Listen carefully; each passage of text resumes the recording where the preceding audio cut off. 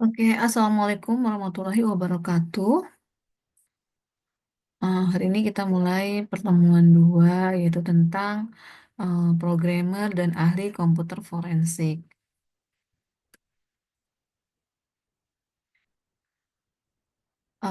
Ini masih berkaitan tentang eh, forensik yang bisa dilakukan oleh komputer ya.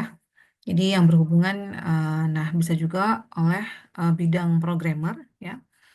Nah, di sini meningkatnya kejahatan di bidang IT menyebabkan profesi atau keahlian yang berkaitan dengan masalah pengungkapan adanya kejahatan ini dibutuhkan, ya, karena kan pasti kita ingin tahu nih.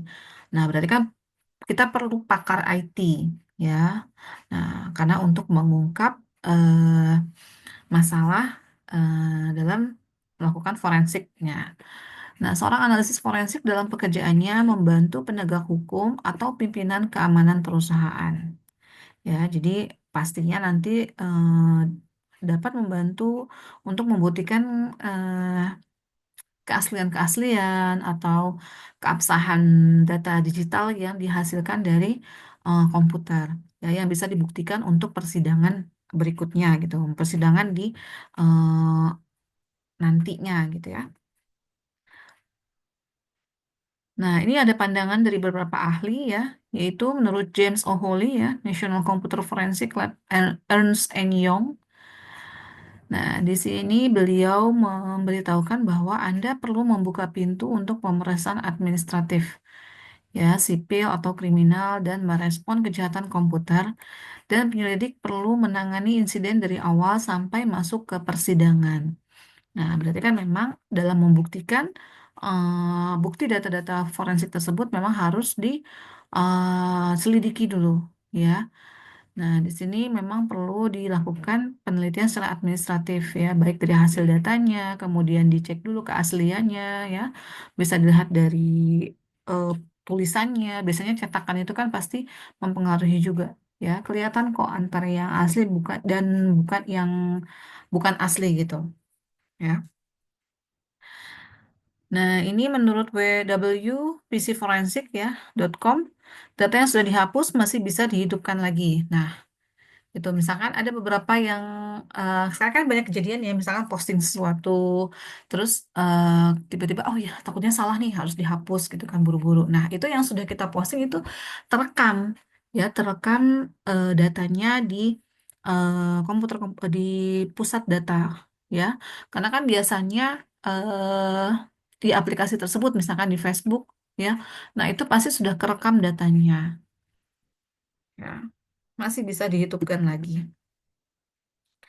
Nah, ini menurut Thomas Welk ya, di Information Security Management Handbook, praktisi keamanan komputer harus mempedulikan teknologi dan faktor legal yang berdampak pada sistem dan penggunaannya, termasuk masalah penyelidikan dan penegakan hukum. Ya, karena memang dalam melakukan penyelidikan ini berarti kan harus apa?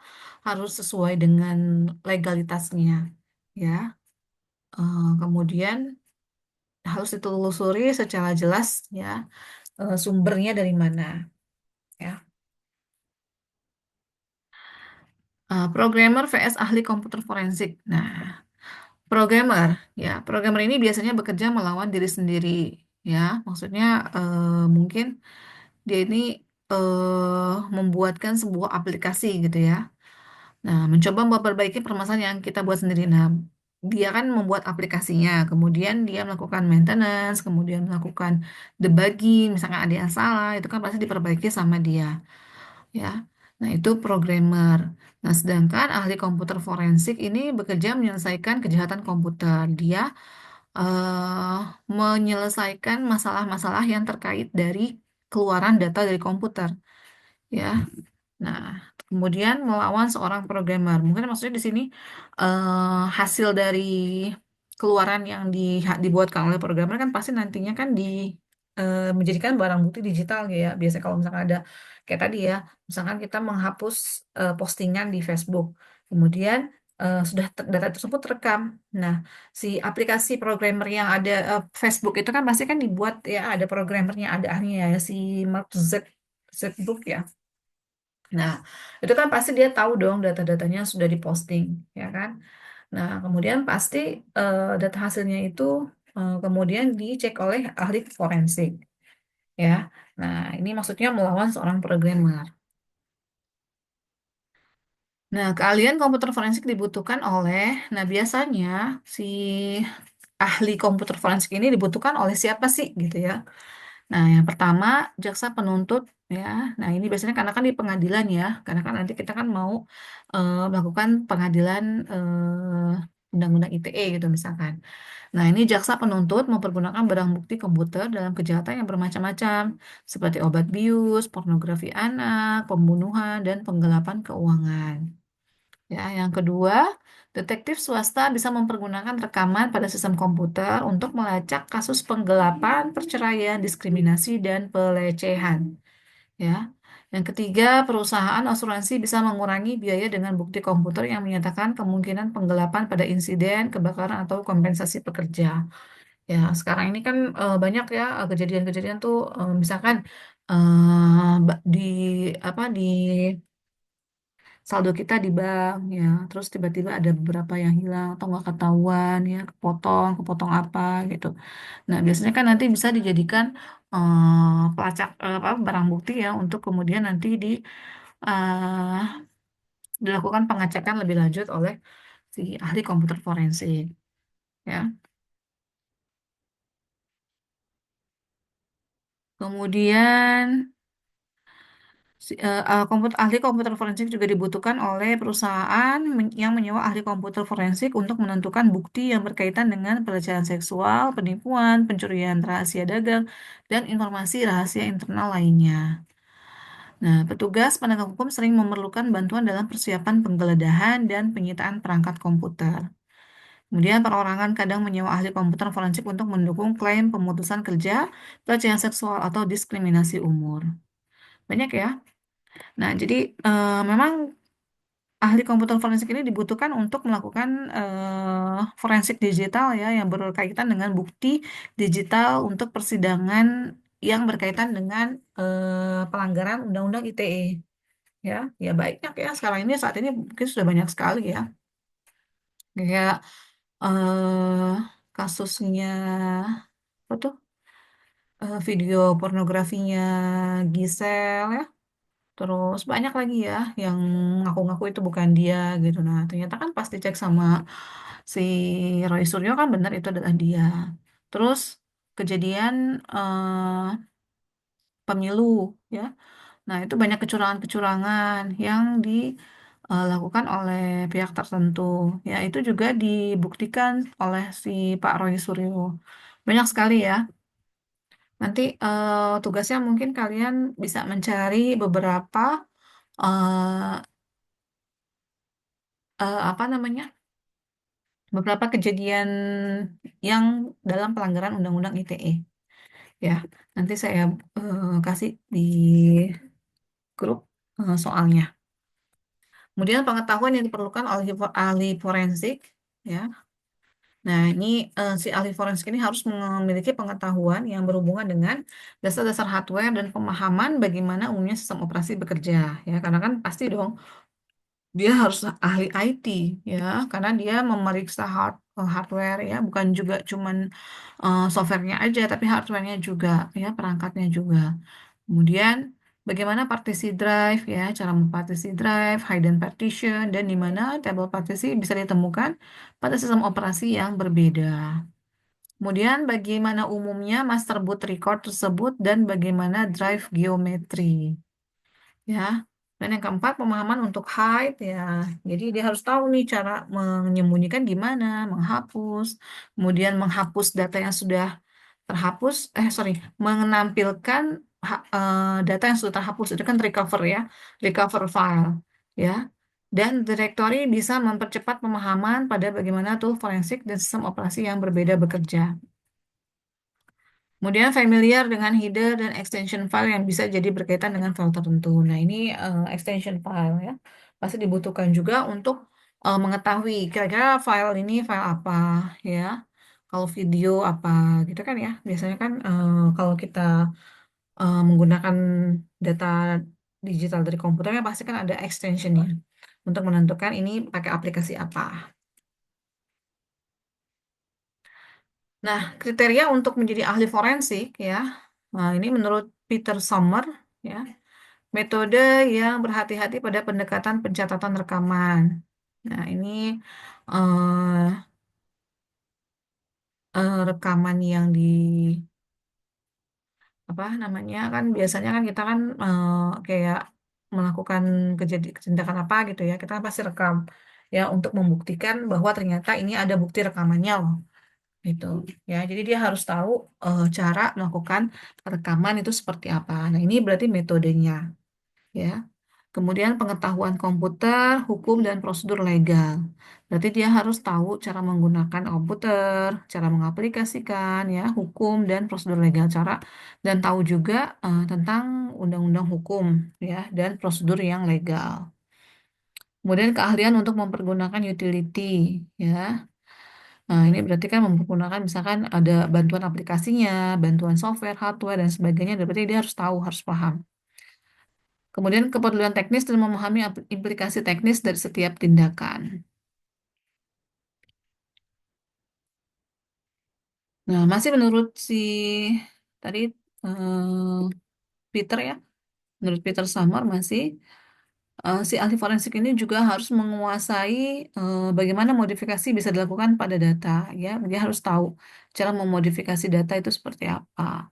Ya, dari gambar yang dihasilkan, kemudian diedit, direkayasa atau di mana itu kan dia pasti tahu. Dia pasti lihat, oh ini ternyata udah gambar ini ada editan ya. Kemudian file video ini ada yang edit atau apa gitu ya.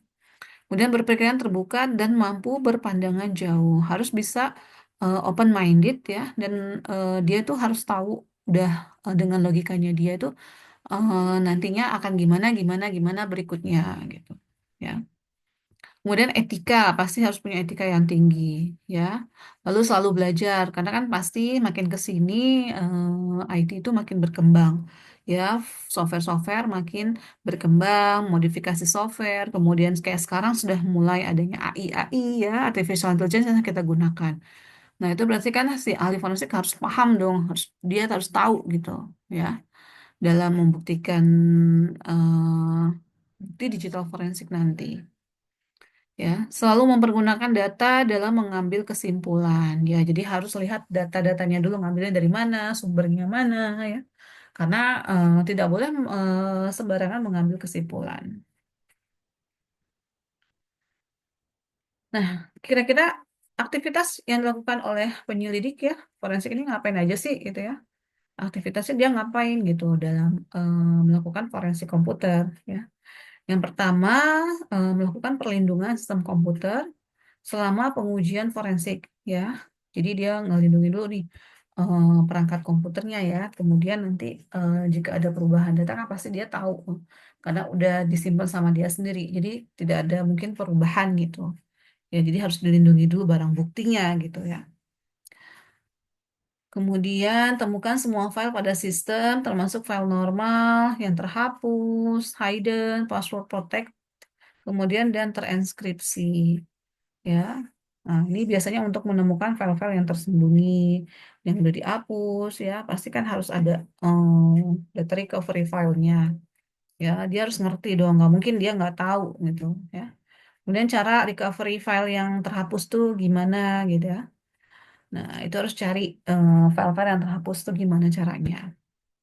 Kemudian yang keempat, ambil isi file hidden dan juga file temporary atau swap yang dipergunakan baik oleh sistem operasi atau program aplikasi. Nah, itu aplikasi, sorry, data yang tersembunyi ya, kemudian dicari, ya, kemudian yang temporary, ya. Nah, kalau kayak kita browsing itu kan pasti kan ada historinya ya. Nah, itu pasti nanti kan kerekam, ke record datanya, ya. Nah, itu juga bisa dijadikan bukti digital forensik, ya. Kemudian lakukan akses eh, jika dimungkinkan secara legal ya. Ini biasanya untuk pengaksesan data kan pasti dia harus bisa digunakan ya, misalkan dia nggak tahu cara penggunaan aplikasinya atau dia tidak bisa login gitu ya, karena kan ini harus legal. Jadi harus tahu penggunaannya secara legal. Nah, kemudian tadi ya setelah lakukan akses ya, analisa semua data yang relevan pada area spesial di disk ya. Nah, biasanya kan dia nyimpan data-datanya tuh ya di situ. Misal unlocated tidak terpakai tapi mungkin menyimpan data sebelumnya, atau bisa juga slack space area di akhir file pada last cluster yang mungkin menyimpan data sebelumnya juga. Ya, ini biasanya berhubungan dengan recover nih. Data-data yang sudah terhapus kemudian dicari ya, kemudian dianalisa nih. Ya, kira-kira ada di mana gitu nyimpannya gitu ya. Cetak semua analisis keseluruhan dari sistem komputer seperti halnya semua file yang relevan yang sesuai dengan data digitalnya ya. Jadi misalkan keluaran hasilnya itu berupa apa, nah itu harus dicek juga yang relevan juga gitu. Ya. Kemudian berikan pendapat mengenai layout sistem, struktur file yang ditemukan, dan informasi pembuat, ya, kapan dibuatnya, ya. Setiap usaha menyembunyikan, menghapus, melindungi, mengenkripsi informasi, dan lainnya yang ditemukan dan nampak relevan dengan keseluruhan pengujian sistem komputer. Nah, lalu berikan konsultasi ahli dan kesaksian yang diperlukan. Konsultasi ahli dan kesaksian yang diperlukan. Kemudian karakteristik seorang ahli forensik ya. Nah, biasanya ciri khasnya ini seorang ahli forensik ini pendidikan ya. Pendidikan, pengalaman, dan sertifikasi merupakan kualifikasi yang baik untuk profesi komputer forensik. Pasti dia pendidikannya harus sesuai dengan ahlinya dia kan, dia ahli forensik berarti harus tahu, harus punya pendidikan misalkan yang sesuai dengan bidangnya dia ya. Terus sama sertifikasi sertifikasi kompetensi yang berhubungan dengan profesinya dia, ya kan banyak ya. Kalau misalkan untuk jadi digital forensik, komputer forensik berarti harus punya sertifikasi kompetensinya yang sesuai di bidangnya tersebut. Kayak contoh, misalkan dia seorang programmer, berarti dia harus punya sertifikasi kompetensi yang berhubungan dengan programmer ya, membuat aplikasi, menjalankan aplikasi, melakukan debugging dan lain sebagainya. Nah, lalu yakinkan pada setiap tindakan dan keputusan agar mencukupi untuk kesaksian di pengadilan. Nah, nanti ketika sudah mulai di pengadilan kan pasti kan dia harus menyiapkan data-data untuk melakukan bukti forensiknya. Ya, nanti tindakannya apa yang dilakukan, kemudian membuatkan keputusan ya agar mencukupi untuk kesaksian di pengadilan. Jadi pada saat di pengadilan nanti dia itu memang sudah sesuai dengan profesinya dia, ahlinya gitu. Dia tahu cara-caranya, kemudian tahu menjelaskannya itu gimana nanti di persidangan.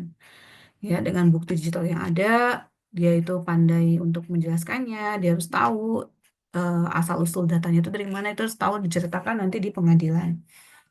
Kemudian memiliki pengetahuan yang banyak mengenai bagaimana recover data dari berbagai tipe media. Tadi ya, sama juga ya. Jadi dia harus tahu cara untuk mengembalikan data yang hilang. Ya.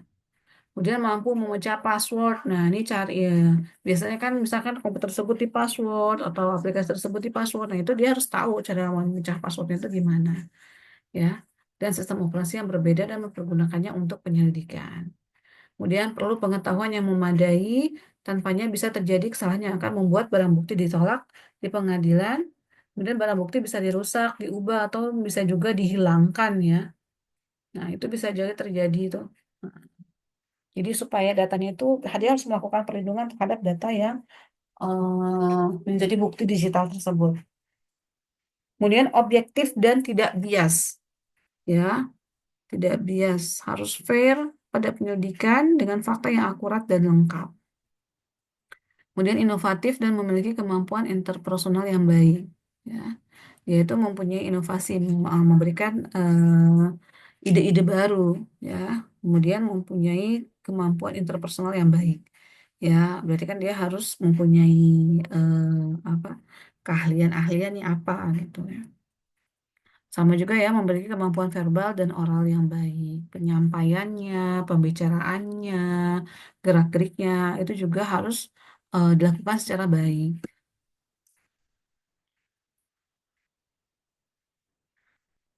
Oke. Lalu berikutnya menggunakan penalaran dan logika yang tepat. Pasti ya, karena memang dia harus bisa menjelaskan dengan baik dengan logika, kalau logika yang bisa diterima oleh semua orang. Nah, untuk melakukan sertifikasi ahli forensik IT ini biasanya dikeluarkan oleh InCase Certified Examiner Program, kemudian Computer Forensic External Certification, GCFA ya, GIEC Certified Forensic Analyst, kemudian Qualified Forensic Expert ya, QVA expertnya ya. Nah, ini beberapa sertifikasi kompetensi yang dibuat oleh lembaga-lembaga ini ya. CCA ya, terus Secure Exa ya, dan lain sebagainya. Ya, ini kalau misalkan untuk pengen jadi ahli forensik berarti dia harus mengikuti kegiatan sertifikasi kompetensi dari beberapa lembaga nih, contohnya seperti di atas ini ya. Nah, untuk kesimpulannya, si seorang ahli komputer forensik merupakan suatu bidang pekerjaan yang akan banyak dibutuhkan. Nah, kalau misalkan kalian udah lulus nanti, ya, bisa juga menjadi seorang ahli komputer forensik, ya, karena nantinya kan semua ini digital ya, serba digital. Kayak nanti kalian mendapatkan ijazah digital. Nah, itu berarti kan harus mengerti, ya, mengerti bagaimana nantinya itu si ahli forensik ini bisa membuktikan ini kebenaran ini file ijazah ini misalkan benar atau tidak, asli atau tidak, ya. Nah, biasanya dicek juga dari enkripsinya, ya, barcode-nya, ya. Itu juga mempengaruhi, ya. Kemudian ahli komputer forensik merupakan area kerja relatif baru dan akan berkembang, ya. Pastinya akan terus berkembang. Karena memang sudah serba IT ya saat ini ya. Ini aja masih baru di industri 5.0 ya, karena kita sudah mulai 5.0. Gimana nanti sampai ke masa depan berikutnya. Kemudian ahli komputer forensik dibutuhkan keahlian khusus, pengalaman, dan jam terbang. Sama ya, dia sudah berapa tahun dalam menangani forensik tersebut, itu juga dibutuhkan ya.